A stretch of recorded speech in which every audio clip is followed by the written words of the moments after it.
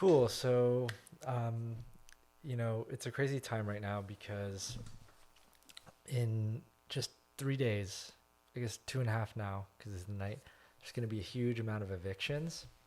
And I posted a comment on Facebook talking about the Democrats' plan basically about providing people with support through legal aid. I think they try to legislate like $10 billion dollars in aid for people who are going to get evicted, and with the thinking that that aid will help them deal with their landlords. But the crazy thing is that what they didn't mention in the article is that 30% of people couldn't pay their rent in the last few months. And so 30% of people, that's one third. That means if you know 10 people, three of them are likely not able to make it at the end of the month. And so that means that they're going to have to sell their assets, they're going to have to take on debt, they're going to have to borrow from family members, and it's going to be not all at once, but slow and steadily.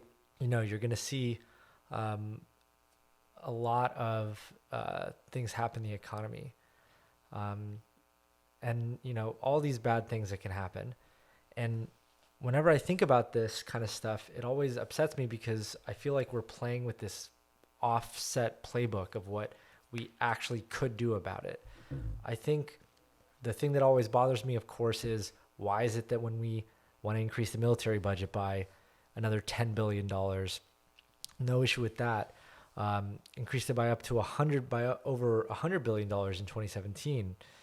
But when we want to spend money to help people deal with this pandemic, the fact that they can't go to work because that's what makes this pandemic worse, our answer is stuff like this.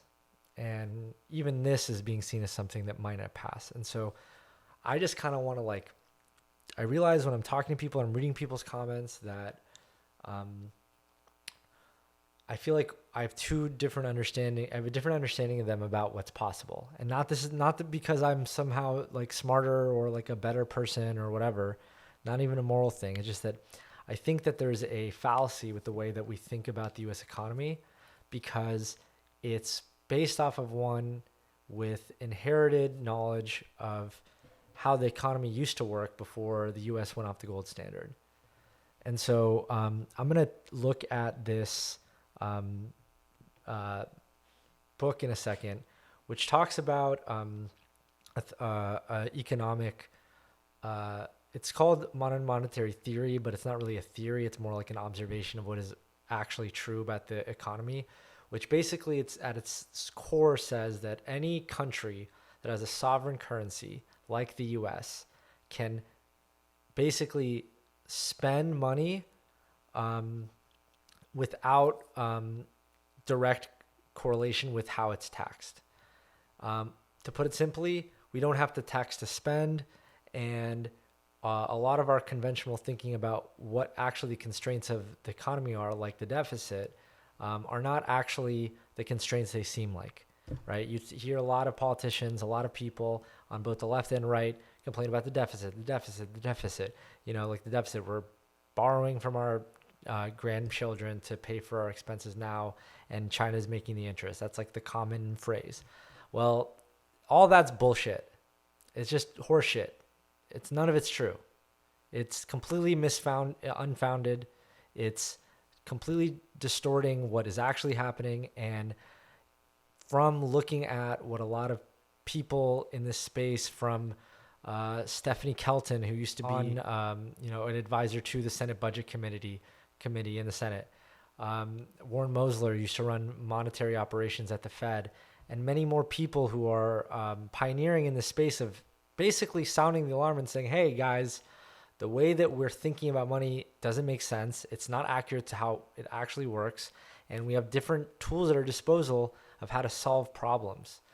Now, to demonstrate this, there's a really cool ebook, which I'll link somewhere, wherever I share this, that basically talks about modern money in a really simple kindergarten level, I think, way to explain. And so I'll try to explain it. I'll reference the stuff in the ebook, in the article, essentially, to if I forget anything, but most of it's here.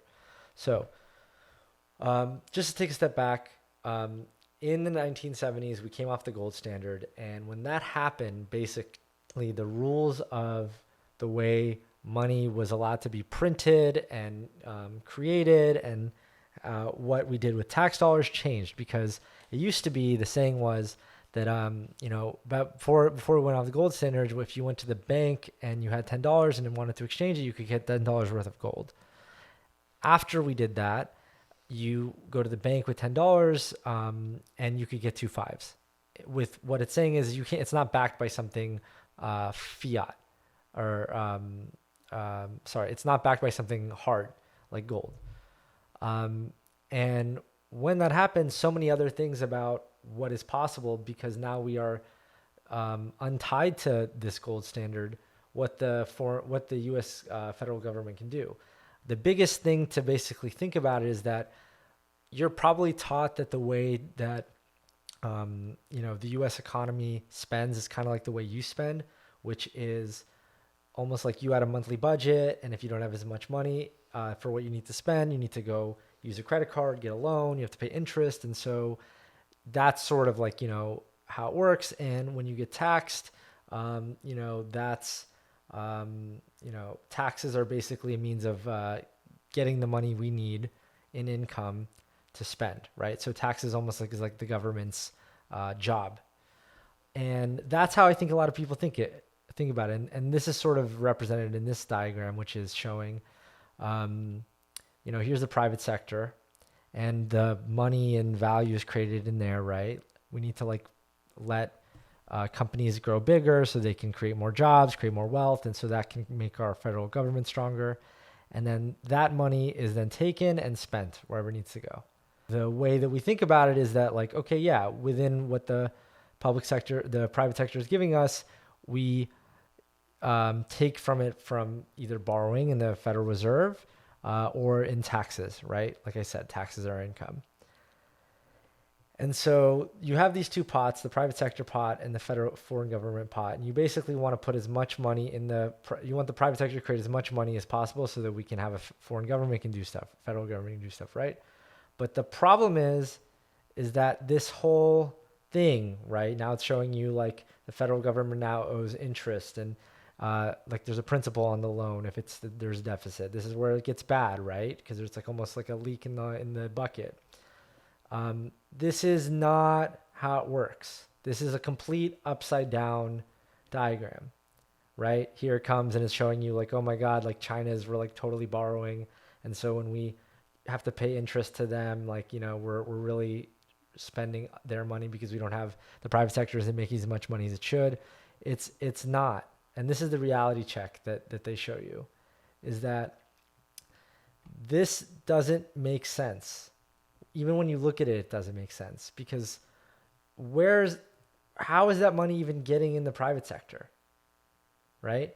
What it's showing you here is that it gets into the private sector because the federal government creates it. I think it's going to switch in a second to show you that we need to flip it. The flip's coming. It's coming. I know the flip. Oh, it might be in part 2. It's probably in part 2, that flip, that little flip. That was such a good flip when they flip it. There it is. Great. Okay. So it goes on the treasury bonds, blah, blah, blah. And here we go. The federal government now is on the top. And this is what is actually going on. The metaphor that I like that some people use is when you play a game of Monopoly. What happens at the beginning of that game? What happens at the beginning of that game is that the banker gives you money so you can spend it, right?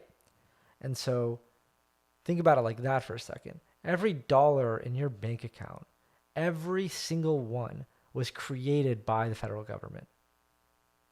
And after the 70s, it was created without any tie to gold. So it created it at will. Most if not all of the money you have is that money. And the reason that it does that is that so you can spend, but the reason that we use that and not rocks or whatever other currency we would want to barter on is it collects taxes. Okay, let me get out of the way. Oh, I'm realizing that I'm totally in the way. And I've probably been in the way since the beginning of this recording, so I'll just minimize this. Here we go. Much better. From taxes. Let's see, better effect, more dramatic. I'm too small. Make myself a little bit bigger. Maybe I can be part of the U.S. economy. Yeah. I am part of the U.S. economy. So yeah, taxes. Taxes make the money worth something. Whoa. Brain blast? I know. I didn't understand this. I like racked my brain on this for a while. I was like, what the does that mean? How could taxes make the money worth something? And the reason why is just like a monopoly, when we all get money from the bank monopoly, we all have to pay the US government with dollars. That's what we all have in common. That's why it's the only thing that we must pay, taxes. And so that's what gives it this common, consistent value.